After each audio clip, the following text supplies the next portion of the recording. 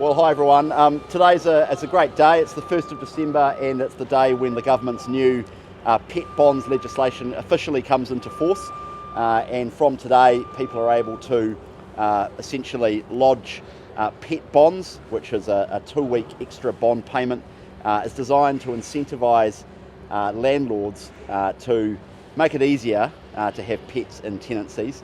It's all about trying to create a well-functioning rental market. And we know that there are thousands of New Zealanders out there who want to have a rental property with a pet in it, who are currently find that very difficult. Many landlords don't allow pets in their tenancies.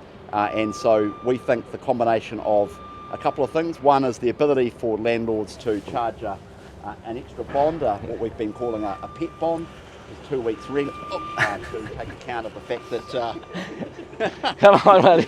No. take account of the fact that The media aren't that bad, buddy. It's all right. yeah, they're our friends today. So 2 weeks extra rent to take account of the fact that pets are damaged, we think will make a difference. And then also a change to the law. You might just want to do it and then go back. Yeah, okay.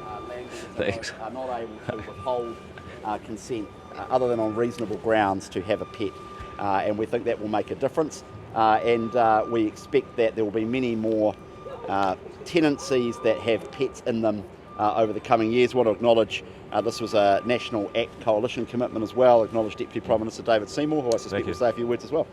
Well, it's been strongly supported by Pet Refuge because so many people are blackmailed with threats of abuse by their pets. In order to escape violent situations, having more options for pet accommodation actually is part of the war on domestic violence. So we're very proud of that aspect of this policy.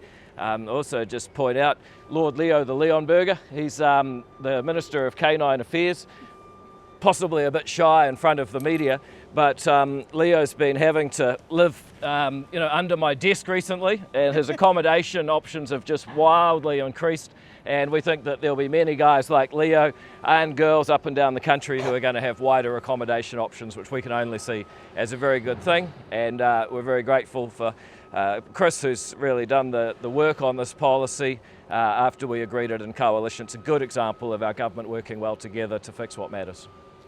It's a good example of the government, the coalition government, working well for all Kiwis. A lot of Kiwis have companion cats, some animals, some of them of course are dogs. I'm a cat man myself, I like looking after the dogs too, giving them especially those worker dogs like hunterways. But we think we get the right balance here, protection for the landlords and their properties, but also support for those with companion cats like these 3 here. There's actually one of them, Pippin, and another one just over there, but we thought that they'd enjoy the day out in the sun as we do too. Of course, those landlords have got some incentives to make sure that they support pets coming into their properties, and of course on the other side, if they do that on reasonable grounds, that's kept quiet, but if not, then there'll be issues, and of course there's an enforcement regime as well. But we're all happy to take some questions. Do you expect this policy to help with the rehoming of greyhounds? Yes, I do, and actually we do have quite a challenge in the coming years as we phase out the greyhound industry in New Zealand, which I think has passed Parliament unanimously, and frankly the greyhound industry has lost its social licence. But unfortunately there are a range of dogs, greyhounds, that we will need to rehome, and I've been a strong supporter for many years of greyhounds as pets, which is one of the rehoming charities, and I'm pretty sure this is actually a rehome greyhound as well. So I'd encourage New Zealanders to take up the opportunity to have a greyhound. They're incredible animals, incredibly docile. Their running days are over by definition once they're rehomed, and so I think there's a bit of a perception that they go running all the time. They don't. Their running days are over, so they're incredibly docile. They don't smell at all. They're wonderful, very generous, genial pets, and so strongly encourage New Zealanders to consider rehoming a greyhound as part of the government's plan to phase out the greyhound industry. How much will this really shift the balance? I mean, that reasonable grounds clause feels like it could be quite wide. Well, it's quite a shift from the status quo, where there's a real unwillingness by many landlords to even consider having take a tenant on who has a pet, and the law actually provides them the ability to do that.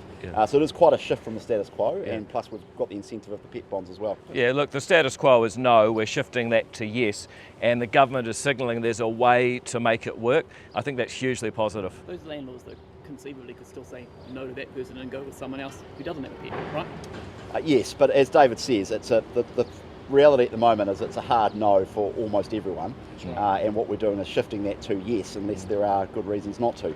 So that is a change, and as Thomas says, it's about getting the balance right in the rental market. It's quite a shift, and we're also adding that extra incentive of being able to charge that pet bond on top. We think this will make a difference. I think the other thing just to note is that there's been a bit of puti, a bit of resource put into an IT solution to help make this expeditious and efficient, so it's not inefficient, and that's something that we're thankful that Tenancy Services and others involved in this have invested time and effort to get going. What's the IT? Is it about? There's a big upgrade to the rental bond system. It's quite a big back end, and the IT system behind all of this has had to be upgraded over the last year or so. That's why it's taken a few months to bring them into effect, but a lot of people have been working hammer and tongs over the last few months to get it ready, and 1st of December was the day we targeted, and it's an IT project that's come in on time, which is not always the case with government IT projects, so I'm very proud of that. Working cats and dogs. What are reasonable grounds? What's that? That IT project. Don't know off the top of my head. It's a little bit, but there was an IT upgrade to the tenancy bond service happening anyway, and so when we legislated for it around a year or so ago, it got integrated into the IT upgrade that was happening to tenancy services anyway. The bond database and the bond back end, that the government looks after hundreds of millions of dollars worth of tenancy bonds on trust essentially for tenants, on behalf of landlords who ultimately hold it on behalf of tenants. It's quite a bit of money there, and it's a really important function that the government runs. Probably a little bit unheralded, frankly, but we've been upgrading that over the last year or so, or last couple of years, and it's now ready to go. And the cat bonds have been jammed in through that IT process. Might be a couple of millions to make sure that is very expeditious and efficient, but it's part of a broader suite of IT initiatives, and thankfully it's progressed in a pretty credible way. We can give you the numbers on that. What are reasonable grounds for a landlord to say no pets? Oh, there'll be a range of different circumstances. In some cases the house may not be appropriate for a particular type of pet, and so there'll be a range of circumstances that will just be worked through. And you could imagine, for example, if there was a tenant right next door who was deeply allergic, I think most people would say, okay, I think that's reasonable. You could maybe imagine a house that had some sort of covering or carpet or whatever that was just going to be destroyed on day one, and then you could say, okay.